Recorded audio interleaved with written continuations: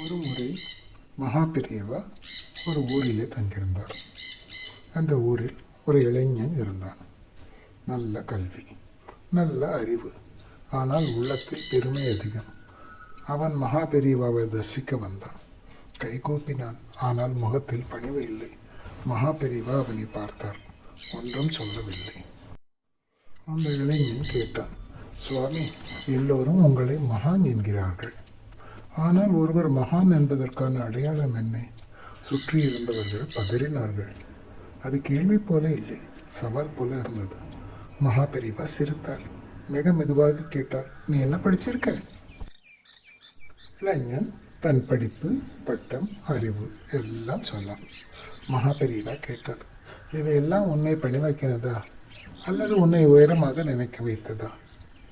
அந்த இளைஞன் மௌனமானார்.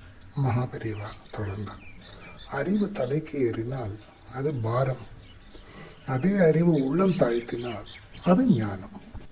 அவர் அங்கே நிறுத்தினார். மேலும் எதுவும் சொல்லவில்லை. அந்த இளைஞன் கண்ணீர் விட்டான். மகா பெரியவாவின் காலில் விழுந்தான். இன்று தான் நான் படிக்க ஆரம்பித்தேன் என்றான். மகா பெரியவா அவன் தலையிலே கை வைத்தார். அப்படின்னா இப்போதான் கல்வி பயன் தர ஆரம்பித்தது என்றார். மகா பெரியவா அதிசயம் ஒன்றும் செய்யவில்லை.